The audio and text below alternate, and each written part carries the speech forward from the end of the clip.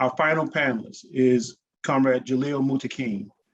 He is the co-founder, along with the deceased comrades, Sister Assata Shakur and Baba Herman Ferguson, of the National Jericho Movement to free all political prisoners. Founding Jericho in 1998 was just one of Brother Jalil's many significant achievements. During his time in prison, Jalil received a BA degree in sociology and a BS degree in psychology and drafting and office management certifications. In nearly 50 years of imprisonment, he mentored other prisoners and resolved numerous prison beefs. He stood by his principles and maintained the highest level of discipline, integrity, and self-respect, and respect for others. Jalil's activism never ceased and is unquestionable. He has consistently provided movement leadership and guidance under the worst of conditions behind concrete and steel bars. He is the other of We Are Our Own Liberators.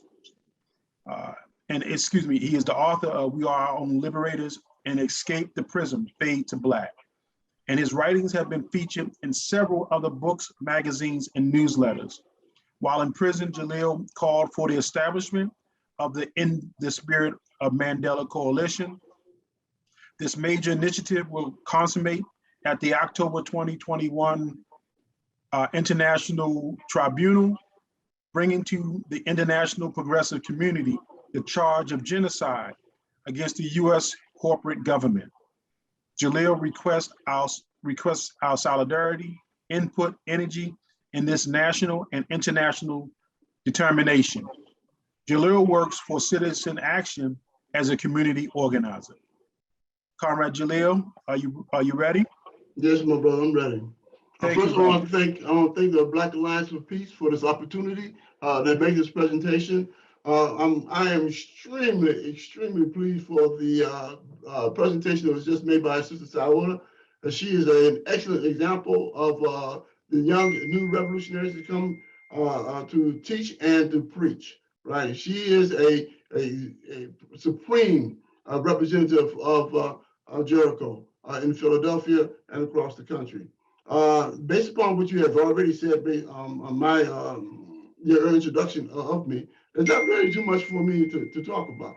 I think I want to clear up a few things that have come forth already. And one is about the existence of Black August. Black August was originally came together in 1978. And it was based upon an organization that was created by George Jackson, Brother Nolan, and a few others inside the prison system in California. They were commemorating the death of Brother Jonathan Jackson on August 7th, 1971, the death of Comrade George Jackson on August 21st, 1971, and the death of Jeffrey Katari Golden on 1978. That was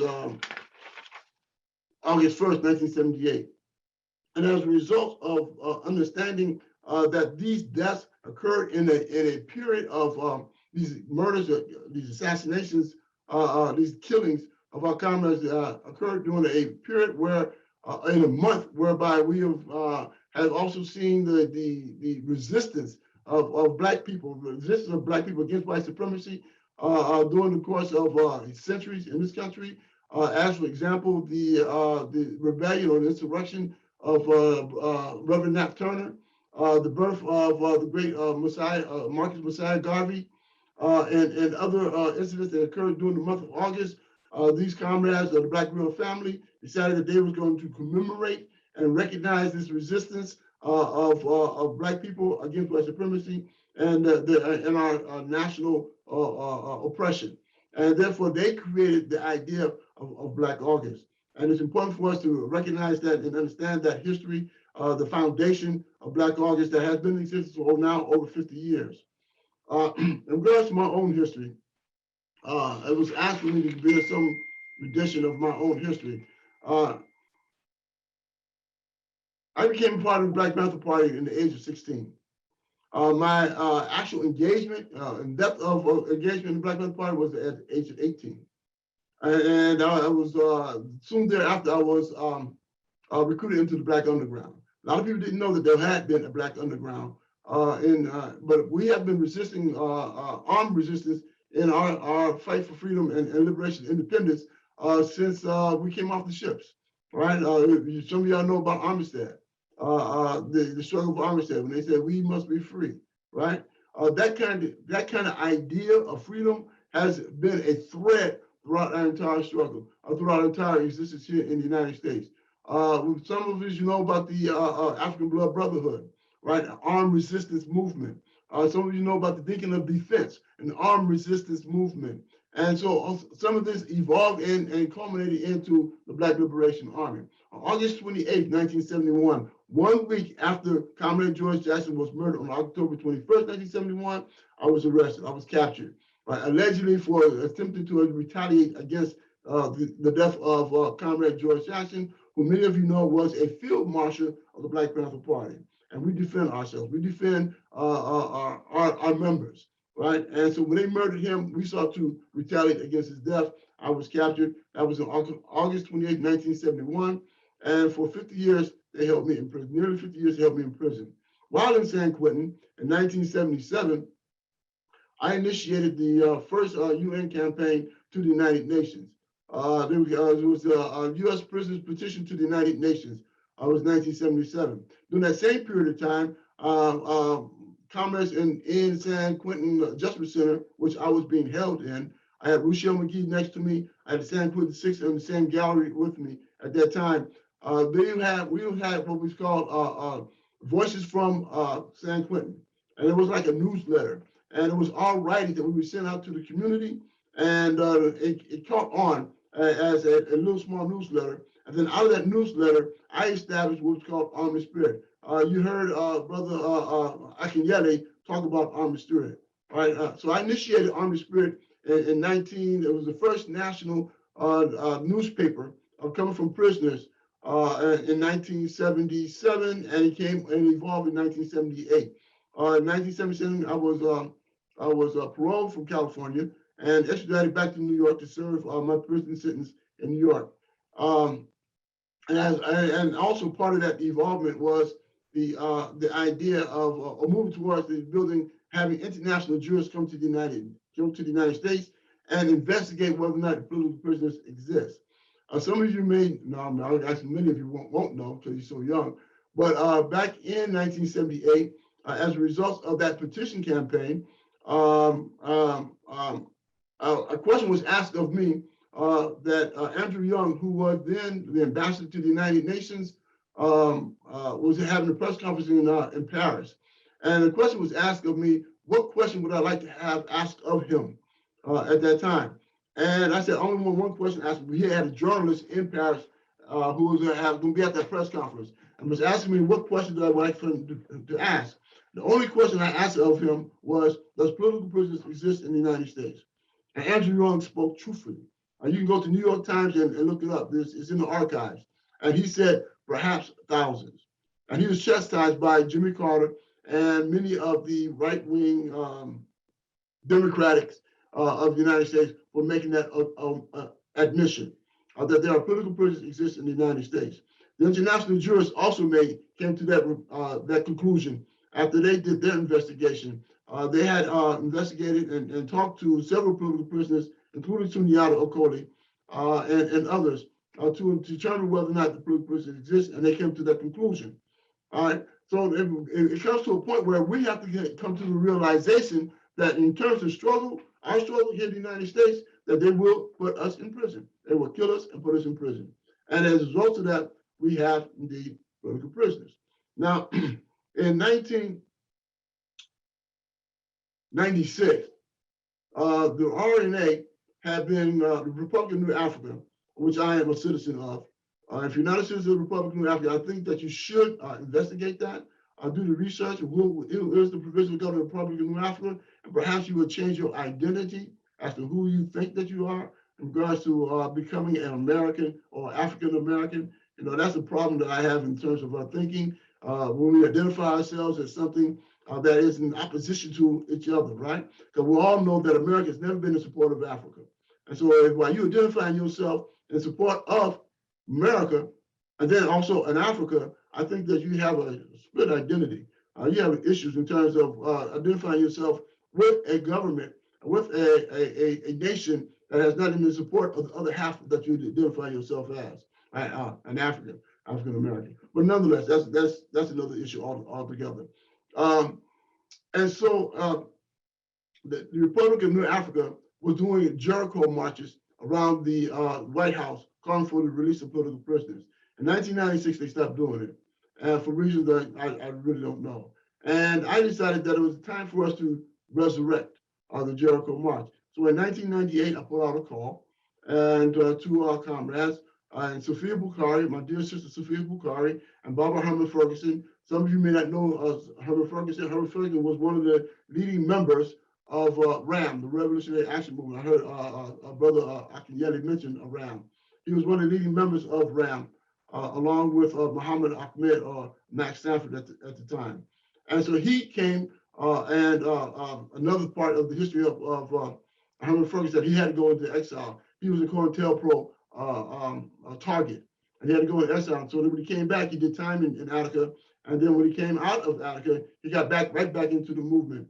And so they came to visit me, and we decided that we're going to resurrect the Jericho marches in Washington, D.C., demanding the release of political prisoners. And as a result of that call to action, 6,000 activists from across the country went to Washington, D.C. for that particular purpose. And as a result of that movement, a result of that taking that action, we evolved through the National Jericho Movement. The National Jericho Movement has been in existence for over 21 years. It is the predominant organization in support of political prisoners in the United States. And if you don't know anything about the Jericho Movement, then I suggest that you Google it, go to the website and learn more about Jericho Movement and join Jericho Movement.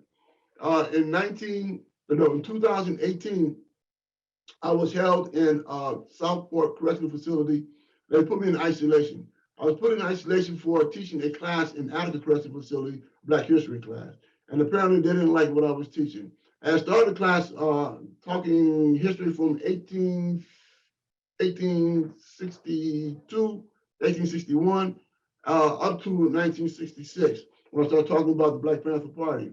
And they felt that because I was teaching about the Black Panther Party, that I was trying to persuade gang members, the Bloods and Crips, etc., to become an army. And so they locked me down. They put me in isolation. And while I was in isolation in Southport, I decided it was time to have us bring back the international jurors. And at that point, we began the process of building what we called the Spirit of Mandela movement. Spirit of Mandela movement was to bring back the international jurors, and it has evolved now to a question of we talking about genocides. We charge genocides. Why are we charging genocides? Because the conditions that we are confronting in the United States are genocidal. And I just want to read a part of what I mean by genocidal, what the International Convention on Genocide says. And I'm going to read this out of my book, We Are Liberators.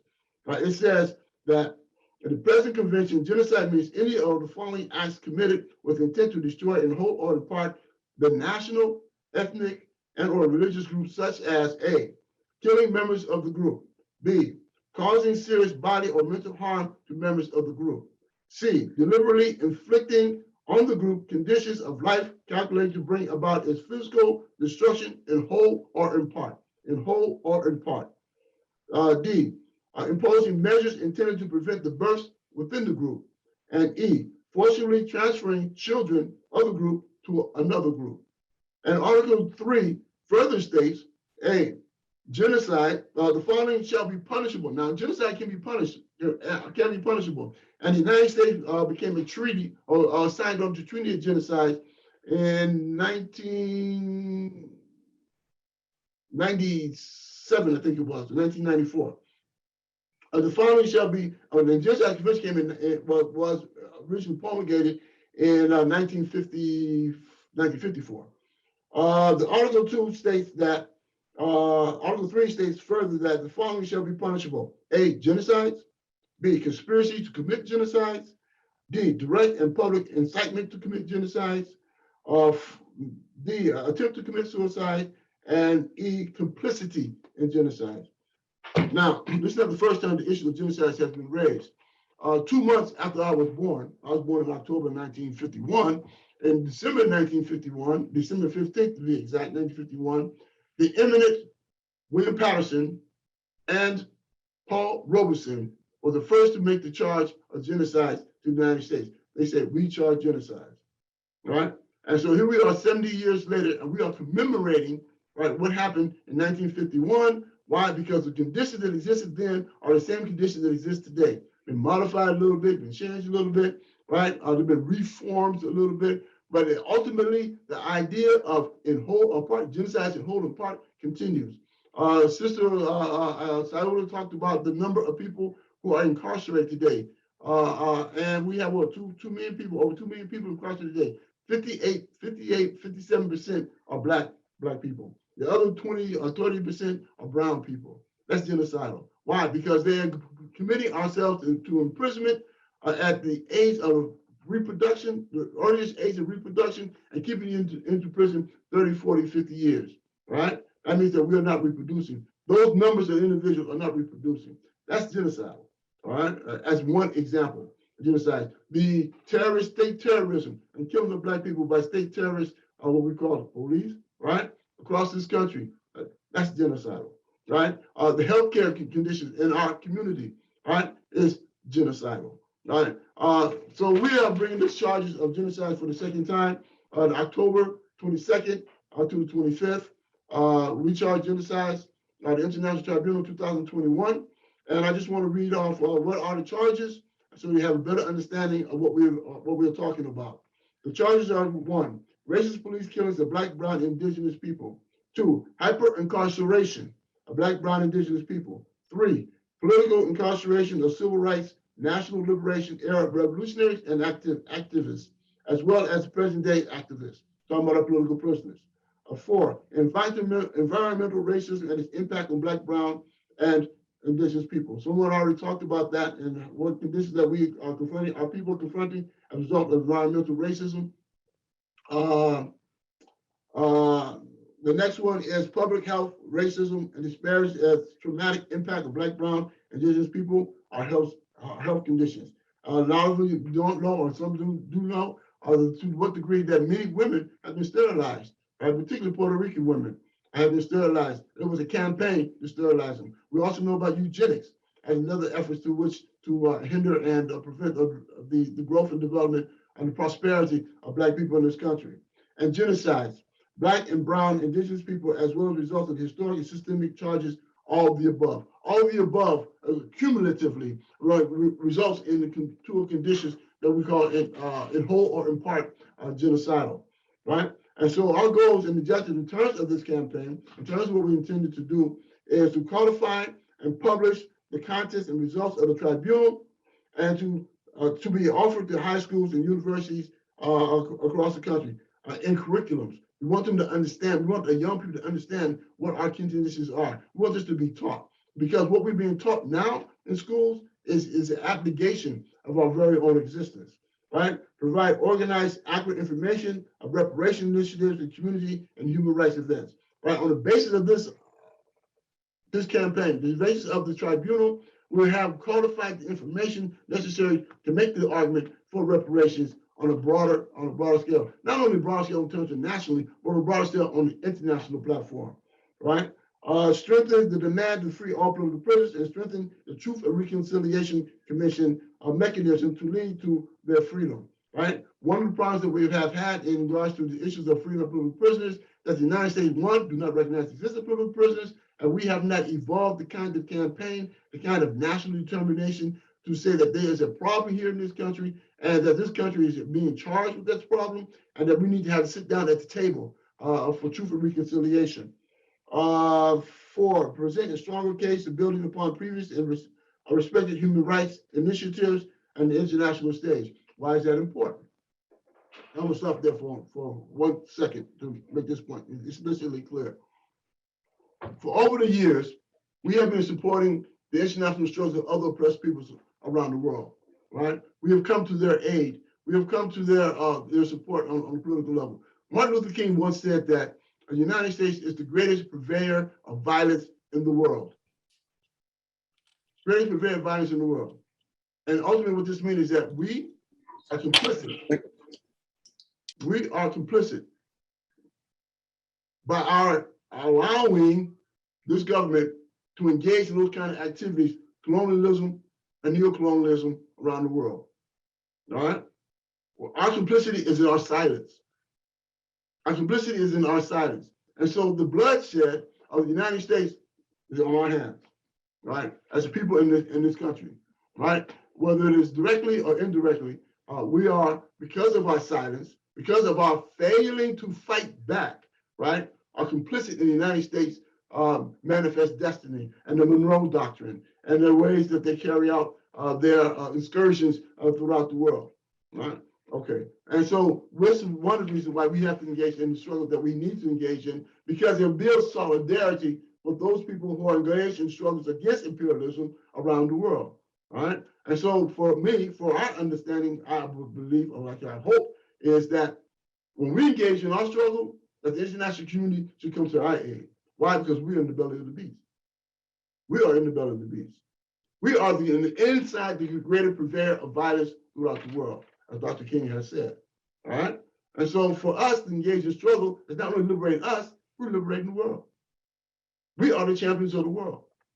All right? So we have to decolonize our thinking, decolonize our minds in terms of being what African American, really? Right? When America has never been in support of Black people. Really? And this is how we identify ourselves, and based upon our own colonization in our thinking. Right? And so the process that we have to go through is decolonize ourselves. Right? Because the enemy has an outpost in our minds. Right? Why I say that? Because how you think is a determining factor of what you do. If you think like a capitalist, you're going to be a capitalist. If you think like a criminal, you're going to be a criminal. And what I'm saying to you, you need to think like a revolutionary. Because if you think like a revolutionary, you're going to do revolutionary things. Right? And one of those revolutionary things is what? To decolonize our minds. All right, so let's go on.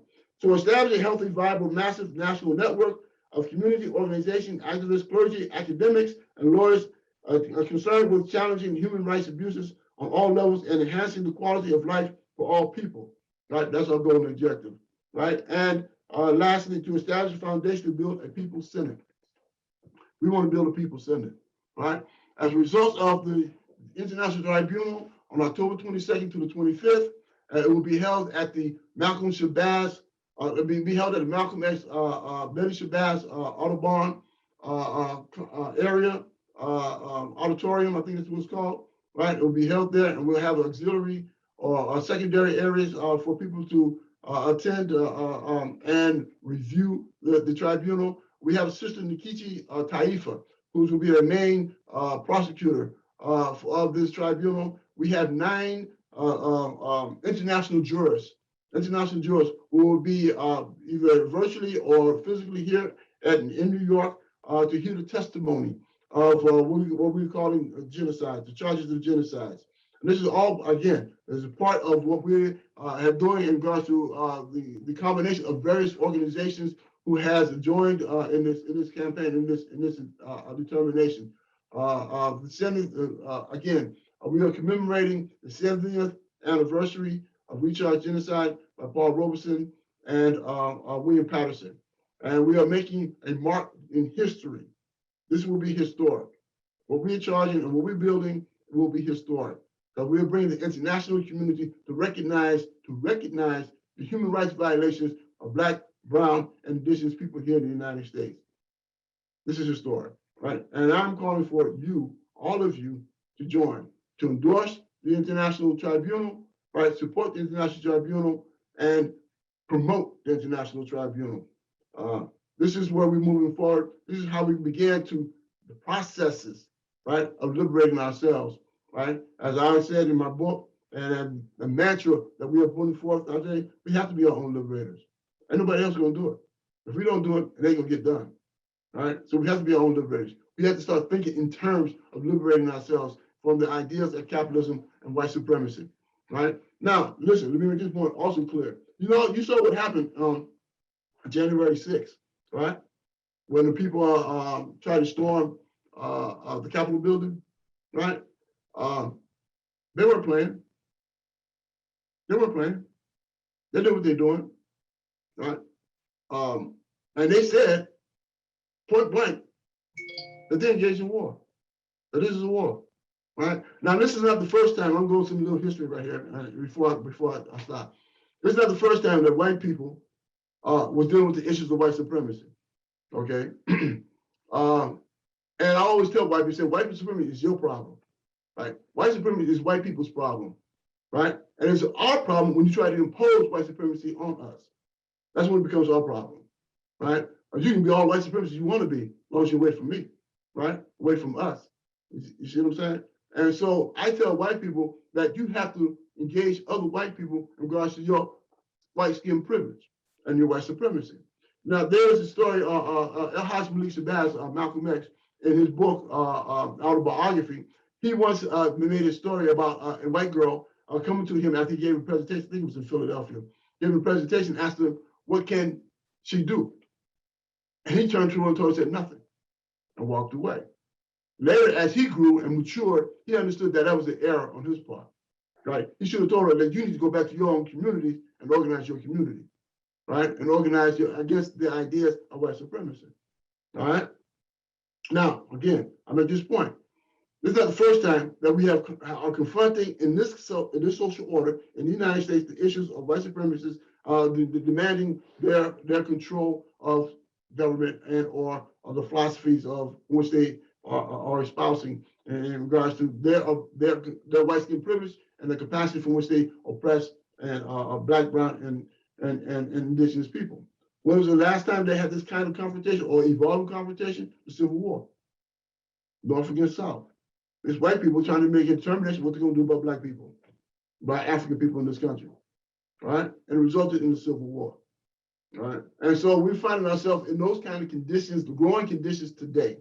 And it behooves us to bring forth the international community on our side, right? To tell our story, to create a new narrative regardless of what's going on in the United States amongst us, Black, brown, and indigenous people. So the International Tribunal is the foundation on which we're going to be moving forward, and moving forward from there, we're going to build a People's Senate, right? There will be a new webinar soon coming from the International Tribunal, Jericho Movement, the Northeast Coalition of Political Prisoners, and other organizations has supported and endorsed and working towards the idea of building towards the International Tribunal. Where we're going to talk more so in terms of what we're talking about in regards to the People's Senate. Why is the People's Senate?